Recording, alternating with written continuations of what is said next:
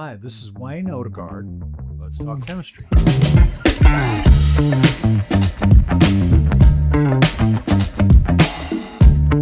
Today, we'd like to talk about hydraulic fluid testing. Hydraulic fluid testing is something that we at Aviation Laboratories love to do. We do a lot of it. Basically, hydraulic testing consists of car pressure water, total acid number, specific gravity, wear metals, particle count, and viscosity. And each of these things, each of these tests are important to give us an idea of the overall integrity of the hydraulic fluid. Today, let's talk just a little bit about viscosity. When we look at viscosity, it's a simple test. It's a mechanical chemistry kind of a test. Basically, there are two kinds of viscosities. There's dynamic viscosity, which is the viscosity measured when you apply a force to a fluid, right? So like a shear force almost of the fluid when you're pushing down and forcing it through a system, and you're measuring the viscosity that way. The other kind of viscosity, which is the viscosity that we use in the aviation industry primarily, is kinematic viscosity. Kinematic viscosity is just gravity viscosity. So you'll see here that it takes dynamic viscosity and just divide it by the density. So dynamic or absolute viscosity, force times time divided by the area. Kinematic viscosity converts dynamic viscosity to kinematic viscosity by dividing it by the mass density. Basically, what that looks like is this. This is a viscosity tube. The test is really, really simple.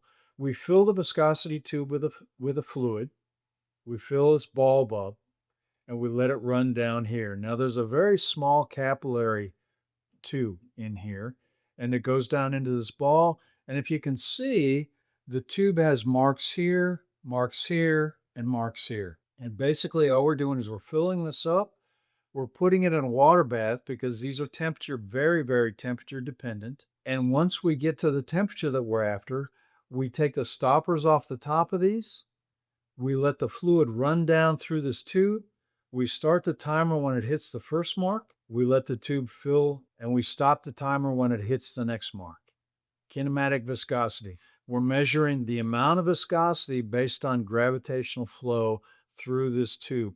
The tube is calibrated to a certain factor, so all we have to do is multiply the tube factor by the number of seconds it took to get to these marks, and we can convert that to a viscosity in centipoise, right?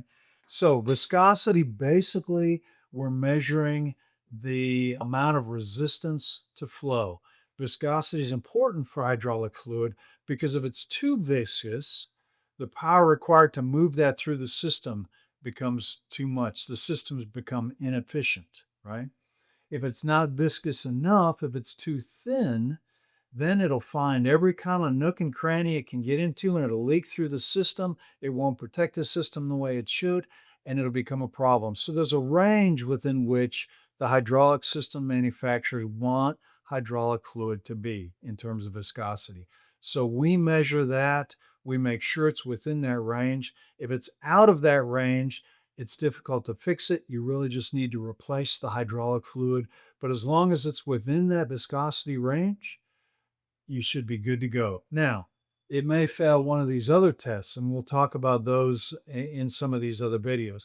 But in terms of viscosity, you want it within a certain range. If it's out of that range, you basically have to change the fluid. Okay, thank you for tuning in. If you'd like to see more content like this, please subscribe. If you have any questions or comments, please leave them below.